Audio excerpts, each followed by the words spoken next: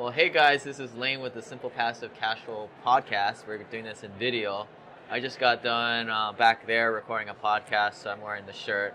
But David, he is a videographer type guy. He's doing the YouTube thing, so you guys can check out his video at From military to millionaire.com. All right, so we're using their cool video studio here, and I have to read this. We are here in the NIFI video booth at FinCon. So we satisfied that. And make sure you guys go to simplepassivecashflow.com. Check out that website and also check out my podcast. Simplepassivecashflow.com founded all the regular iTunes, Google Play, Spotify. But I got my buddy David here, we're gonna be talking about military, hacking the military system. Yeah. You still an active duty Marine. Cool. Yep. So we're gonna this video and podcast is gonna kind of go out to a lot of the military folks. Maybe you guys can share this with other people in the military. So the first topic we're gonna talk about today is who you are. So maybe tell us a little about your experiences and how you got into the military, and you're also a real estate investor. So I think this will be good for a lot of folks here. Absolutely. So Lane, thanks for having me on your show. So Lane and I got to know each other out there in Hawaii. I'm currently stationed on Oahu, and we met at a meetup on the. I want to say this is gonna sound terrible. Some of you are gonna be super jealous, but we met on the beach. Not a bad place to network. And so I joined the Marine Corps 10 years ago. Grew up in Arkansas, I guess is where I enlisted out of. I've kind of traveled the world since then. I've been stationed in Okinawa, Japan, San Diego, California, Springfield, Missouri, did a stint in Afghanistan in the sand, and now in the probably best duty station I'll ever have, Oahu. You can't complain to live there. I'm a transportation logistics guy by trade, drive trucks. I don't drive trucks anymore. I plan other people driving trucks. And when I was a recruiter about 3 years ago, somebody told me I should read the book Rich Dad Poor Dad, which we have all heard about. Everyone knows that book, right? Except for this guy at the time. And so I told them in true Marine fashion, I don't read, right? Like, that's dumb. I don't have time for that. I fall asleep. So the audiobook then? Or? Yeah, so then he was like, here's the app Audible. He gave me probably an affiliate link, so I got it. I got one free book. I listened to Rich Dad Poor Dad while I drove around in my your inbox car. got inundated with Man, all this I will tell you. So I finished that book. Audible does not. I can't apparently go back because I've got a new phone since then. I can't see what date I finished the book. But I finished it in September, October of 2015, and I bought my first duplex in December of 2015. So 3 months. That book was just immediate. Go do it. I read a couple Bigger Pockets books. About rental properties and stuff like that, and it just took off. I realized wow, I went from paying $500 a month to live in a really crappy apartment. $500 a month is Missouri prices, not Hawaii prices, to paying about $150 a month to own a decent duplex that was bigger, had its own parking spot, and I was building equity and all the other benefits that come with real estate.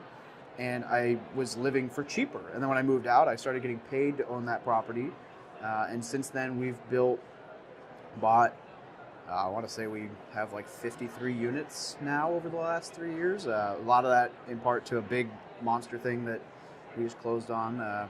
But yeah, so the whole starting the blog about a year ago and the YouTube channel is really geared toward teaching you guys or helping you guys learn all the things that I wish I had known when I was 18. Now, if somebody had tried to tell me them, I might not have listened. I probably wouldn't have. But no one ever tried, so I don't know. And so I kind of want to be that guy that can help reach that younger market of military members and help you, I guess, beat the idea that we don't get paid enough and help us understand that it's self-inflicted. We get paid plenty. We just do what I did and buy Harleys and sports cars and tattoos, right. And then don't buy a Mustang.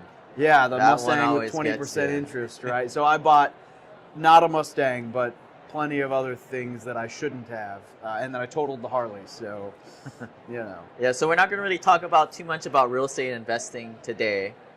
But this is be kind of a down to the basics on, so you're in the military. Thank you for your service. You've got some perks your way, right? So the first biggest one is the VA loan. Yes. Great program. Can you tell us a little bit about the terms and how do you use those most efficiently? Yeah, so the VA loan, I kicked myself. So it's probably one of the best benefits that we have outside of the free college. And people don't understand it. And I didn't understand it. I bought my duplex with an FHA loan, and I'm still kicking myself because I'm paying about $81 a month in PMI, which is private mortgage insurance, on the loan that I wouldn't be paying if I'd used the VA. So the VA loan is a 0% down home loan for your primary residence. So you have to physically live there or intend to physically occupy the property 60 days after you purchase it. And it is used to help get you and your family. So say you're a new service member, newly married, you're moving out of the barracks, and because you were buying the Mustangs and the Harleys and stuff, you don't have a lot of money saved up. This allows you to buy you and your family a house without having to drain the bank and not have to rent, so you can be successful. Some of the cool things about the VA loan that people don't realize is you can buy up to a 4-unit, so you can still house hack, like live in one side and rent the others while using the VA loan. It doesn't have to be a single family, but you do have to live in it, and the stipulation there is you have to live in it for a reasonable amount of time, which is usually a year, with the exception of if you get orders to move or your job forces you to move more than 50 miles away. And so if you get moved 6 months after you purchase, you can exit the property. And then after a year, you're free to move out and you can utilize it again as long as you're outside that 50-mile window. But those are all neither here nor there. The biggest benefit is that you're getting this house with nothing down, and then you're able to live in it for the duration. And you can theoretically move and buy at a different station, and then move and buy at a different station. And all this time, if you do it right, and we'll touch on the buying as a rental rather than a residence later, if you do it right, you can build your wealth in a massive way without having to put a bunch of money down, and you can set yourself up for success. Yeah, so the biggest things are, again, the 0% down payment, avoiding PMI right there. And you guys can check out a past podcast I did with Kaylee Ridge, where we kind of went into a lot of specifics with debt-to-income ratios, terms and rates. I believe the rates are similar, right? It's not like you're getting a rate break, but the 0% down is a big thing with no PMI. And then the terms, same thing, 15-year, 30-year options. And do you know off the top of your head, because I know with buying non-owner occupied houses, to get the best rate, you've got to be in that 680 credit score range.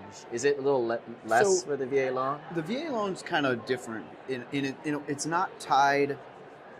It's not got its own real guidelines in a lot of that way. So the VA loan is like the government saying you can do X, Y, and Z for lending, but it varies by bank. So ultimately, you could go through a VA loan through Navy Federal, and they may be totally fine with a 580 credit score. Whereas if you went through Veterans United as the bank behind the loan, they may not, and may say you got to do a 680. And I'm just using examples. But so the credit requirements kind of vary, so you can shop around and be flexible on that. So there are banks that will still approve. It's not like a regular non-owner occupied house where you go to any bank, Bank of America, Credit Union X, or whatever bank. They're packaging up your credit profile and putting you into a Fannie Mae, Freddie Mac box, where these are the terms. If you have this credit score, this debt-to-income ratio, you get this rate and this fee structure. So what you're saying is, as a VA loan, you get this profile. As long as you're a VA, then it gets shopped around privately. It's not a government-backed loan. It's more of a private loan in a way. Is that my understanding? Yeah, so it's much more flexible in a lot of that way. So it makes it harder for the consumer because now you have to go shopping around a little bit more than... I mean, in theory, if you have a good VA rep, there's guys, so it'd be kind of like there's much like there's brokers for, who can look at multiple different loans from companies. They have, so like Veterans United does a good job of, they can help you find, what's the best way to fit your goals and work your profile. So basically you go meet with a solid, like a VA lender, VA broker, and they can mix and match and figure out, tailor it for you. Now, obviously, you don't want to go and have a 200 credit score or whatever and say like, I'm gonna buy $1 million home, but they can work with you to find the best rate, the best terms, and ultimately close on that loan. And you're right, as far as the rates and everything, it's relatively the same. The biggest benefit is the low barrier to entry. Right. And like anything else, just go off referrals. And I bet this guy knows a few good VA folks, just like turnkey Yeah. providers or whoever. Everybody uses the same people. It seems Absolutely. like. Yeah. So that you've got these cool VA loans, and like when your duty station changes, now it's kind of like a good get a free jail card in a way to get a new loan. So is that the way to do it? Is you just when you hop around to a few duty stations, you just pick up a house in each place? Yeah, so that could be a very awesome strategy. So there are a couple things to note there. The first is that generally across the nation, about 410 is like the cap for VA. So if you buy a $200,000 house in Carolina and a $200,000 house in Missouri, then you're probably capped. Now, if you go to somewhere like Hawaii, the cap is 721. Yeah, you can't get a house for under 600 grand in Hawaii. Yeah, and 721 on Marine Corps side in Kailua is going to buy you like a patch of land with a house on it, maybe a box, and but you could go up to that limit. And then if you go past that limit, the difference is, so let's say I had never used it. I wanted to buy a $1 million home in Hawaii, and I was only capped at 720. I could, for the remaining 280,000, I can still use the VA loan. I just have to pay 20% of that 280. So you can even go over the limits on the VA. You just have to pay 20% down, which is normal, traditional, conventional rate for that difference. And then for multiple uses, so for the first VA loan, it's like 1.8% is the funding fee that gets tacked onto the loan. So if you buy a $200,000 house, you'll pay, the loan will end up being like $205. And that's about right. 1 to 2 or 3% is about the funding fee or the origination fee. So I think it's 1.8 for the first time, and then it goes up to 2.5 for the second time. And I think it stays at around that. If you're disabled vet, it stays at like 1.5 forever. So just know multiple uses. People say it gets more expensive. That's really all that changes is the funding fee goes up a little bit, but it's still very reasonable considering you're not putting any money down. But it doesn't matter, right? I mean, that's minutia. I mean, that's nothing. Absolutely. Owning the asset and not paying 20% down is definitely worth the extra 1% funding fee that you're not paying until you pay off the mortgage. So all that aside, the house hopping, move around the country thing, I would caution this, and I tell military members this all the time, because we like to buy the fancy Mustang and have the it's almost as though the military thinks they don't get paid anything, and everyone thinks the military doesn't get paid anything. So to prove them wrong, we try to look rich instead of be rich, and we blow all our money on really fancy things to show on YouTube and Facebook, like, look at this awesome thing, and then we end up not feeling like we made any money because we don't have any left over. Because you get a stipend, right? Like a signing bonus. Yeah, it depends on your job. I mean, I never got much cool stuff. I'm in a boring job. I drive trucks, which in 2008, they were giving some bonuses out because nobody wanted to be the guy who drove around in trucks in Afghanistan because they might blow up. So there was some bonuses then, but not anymore. So what I would say is buy a rental property. Don't buy a primary residence. So if you're going to buy in every location, a couple things like Hawaii might not be the location to buy a rental property or a house, because the cost of the house is never going to be really, it's very difficult to find a property that the rent will justify how much you're paying. Yeah, we'll just say on this, I mean, this audience out here, no bueno, guys. It's not going to happen. You're not going to, Hawaii, San Francisco, Seattle are primary markets. You're not going to find the rent to value ratio. San Diego's a big one for us. Yeah. So if you're in one of those markets, renting is okay. I live on base right now. I'm a huge lover of real estate investing and equity, and I rent on base because I have a much bigger house and much better lifestyle than I would be able to afford, and I don't have to worry about appreciation, maybe doing whatever. But if you let your buddy live in the house for you and pay it, no, I think that's fraud, right? I'm not gonna go there. I'm just not mention anything. No. But then, I'm trying to go to North Carolina next, and the house prices are very reasonable there. And my end state would be to buy hopefully a fourplex with the VA loan when I move in. And I'll move in, and I can even fly out and put it under contract, and I could, in theory, close on it up to 2 months prior to landing there, and I would have the property and just move in right when I get there. And that's the dream with the VA loan, is that your move could literally be moving your stuff, no hotel room, no whatever, right into your house. That's very difficult to plan out when you're 6,000 miles away, but in that case, then I'm buying a rental property, and I know when I leave North Carolina, I will be cash flow positive on that property that I bought with the VA loan. So I got in for nothing, and now it's making me money, and that's quite the asset. The return on the internal return rate or internal rate of return, total return when you do cash if you're appreciation, mortgage pay down, tax if benefits. you're putting nothing down, it's infinite. Any money you make out of that property, forget 1%, 2%, 10% returns, 20% returns, which is awesome. Imagine paying this much and then getting paid for the rest of the time you own a property. I mean, you can't beat that. But you got to live in the property. Got to live in the property. property. Fully intention of living in the property. For at least the first year. So for some of you guys non-military folks, there's this thing called Relocation Assistant. And when I worked for a big company, that we would get this when they would move us around from time to time. You would get something like 2 months salary as a sorry tell your spouse they have to drop and leave everything, and your kids have to leave school, take them to Disneyland to appease them, whatever. And then you also would get like another infusion of cash for moving, and then they would, whatever closing costs to sell your house, they would cover it. And if you lost money for some strange reason, which was common back in 2010, 12, they would cover you up to a certain amount. Yep. It's very similar in the military. They like the same relocation benefits. Yeah, so they will pay for the move up to a certain weight. So depending on your rank, you get a certain weight limit for all your household goods, which I've never come close to. And I mean, my motorcycle counted as my weight when I put it in a box, and I still didn't come close. So it's a substantial amount of weight, and they will pay for that. And then they'll reimburse for anything broken at fair market value. Takes a little bit of time because it's the government, but they get it to you. And then they also give you, so I get to use my government travel card for move, and so I'm paid by, if I have to drive, I'm paid by mileage. If I fly, they pay for the flights. If I stay in a hotel or food, like all of that gets reimbursed, and I get a stipend, basically like an allowance.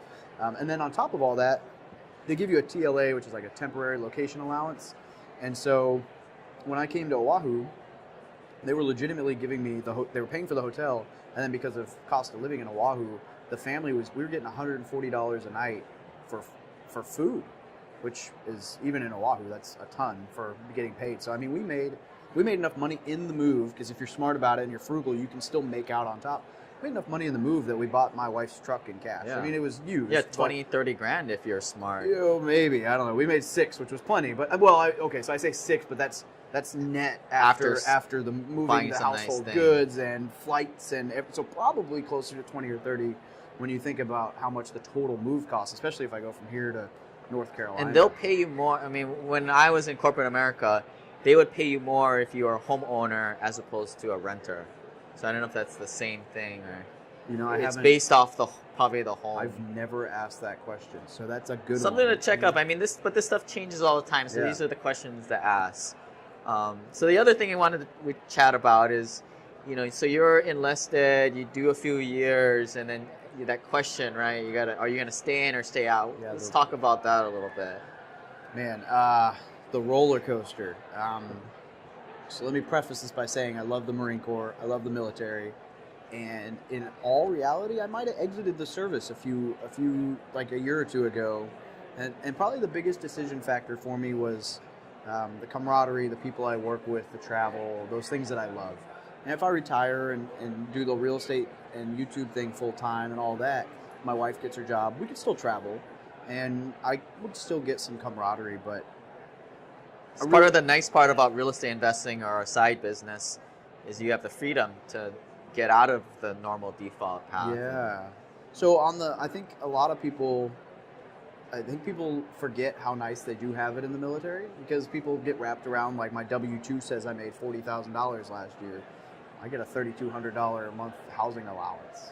So my W-2 says $4,000 or $40,000. That was taxed, but you factor in the housing allowance, the cost of living allowance, the food allowance, and all the other benefits, healthcare, medical, dental. I mean, I probably brought in the equivalent of like $110,000, and only like 40% of that was taxed. It's like a rule of thumb is just take your W-2, multiply by 2, and that's your salary outside at a regular job. Yeah, so I mean, it's a very solid, it makes it, from a financial standpoint, it makes it very difficult to make the decision about whether you stay in or not. So ultimately, what it's boiled down to me over the last 2 years that I've been on this roller coaster, my wife will tell you that it is a total emotional roller coaster, day in, day out, is the moment I stopped being happy in the military. So I'm not in the military for finances. I don't think any of us are. And the benefits are great and the lifestyle's great. The moment I stop being happy is what it boils down to. But in the transition, there are a ton of resources. They have a full week on transition readiness. They teach you to build a resume, get you into college classes. There's a GI Bill for going to college. They get a housing allowance while they go to college. You could house hack with the VA loan wherever you want to live using the GI Bill. And you could essentially not work, although we're all workaholics, probably would still work. You could essentially not work, go to college full-time, house hack, and live, I mean, they take care of you. So when you get out of the military service, do you lose that ability to hop around and use your VA everywhere? Or that's up to you. So the general rule still applies if it's a work-related move over 50 miles, or I don't know that it matters necessarily the work-related piece. I think that's just if you're trying to break under a year. Like if you buy a house and 6 months later you want to move 50 miles away, they're probably going to want to say like, hey, you need to wait a year before you use a VA, or have a justifiable reason, right, like a work move. A letter from your employer saying you got fired or you're moving somewhere else. If it's as long as on good enough terms, they'll write that letter for you. Unless if it's over a year, it doesn't matter. If it's over 50 miles. So the big thing is just remembering those maxes. And then the cool thing is, so those maxes go away. So if I buy a $500,000 house using the VA, or a $400,000 house using the VA, and then I sell that house, I can use that $400,000 pieces back in the VA loan. I can use it again. So that's pretty solid. So you can still pick up multiple of these VA loans like how you did. There's that restriction doesn't go away. Yeah. No, it's awesome. So a lot of people are probably thinking, well, what's the least I can do the military service so I can do this? Okay, so trying to 2 years active duty, and if you hit the 2-year mark, you should be good, right? And then honorable and all that good stuff. You have to be in for that amount of time to be eligible. And then on the reserve side, if you do the reserves, it's 6 years in the reserve. Wow, I just held up 7 fingers. 6 years in the reserves. And then you're eligible, and forgive me, I don't know how the active duty multiplier works because I've never been in the reserves, but it's like the equivalent to 90 days on active duty outside of your recruit training and job school. Once you hit that 90-day window, it's like 90 days in a combat zone or a whatever, or up to 150 points or something like that. But it equates out to 2 years generally. So it's kind of similar. So yeah, you got to do a little bit of time to qualify, but that's more or less just so they got something out of you before you get the benefit. But it's not hard to attain. Most of us aren't ready to buy a house in our first 2 years anyway. So some of the mistakes that you typically see from some of your buddies, or these are what not to use, do. So if this is you, take it with a grain of salt. I'm sorry. You're probably not watching this anyway. Probably, yeah. So 4-bed house that's $280,000 for you, or it might be for your family, but a brand new house that's huge and great, just an awesome house. Emotionally, that feels like a great idea, and it's secure and it's wonderful, and happy wife, happy life. And when you move out of the house like that, it's not going to cash flow the same as if you bought it as a rental. And that's why we can't reiterate that piece enough. To buy your house as an investment, it'll be an investment. Buy your house as a property, really you're gambling. I mean, you might be that guy who bought in all their duty stations at the perfect time and appreciation went up and you're a millionaire. Or you might be that guy who bought and 3 houses down the road, the market tanked, you can't make rent, and now you've got 3 houses in 3 states that weren't managed right, and your world falls apart, and your answer is real estate's dumb. Was real estate dumb, or did you buy with the wrong end state? So just remember, guys, your to use military terms, your mission in buying the house and your end state is financial independence and rental properties and income, not just having a fancy house to say, check out my house with the Mustang in the garage. That's not financially setting yourself up for success. But everybody does that, right? I mean, with military and non-military, people are doing that and they're making that mistake. Yeah, it's huge. The whole "my house is my greatest asset." Is it though? I mean, maybe. If you bought it that way. So if you were starting out today, young kid, what would be your game plan to pick up a few rentals, then move around a few times? Yeah, I'd try to live in some of the areas, some of the duty stations in the Midwest, if I could. I love, and I'm biased, I invest in the Midwest.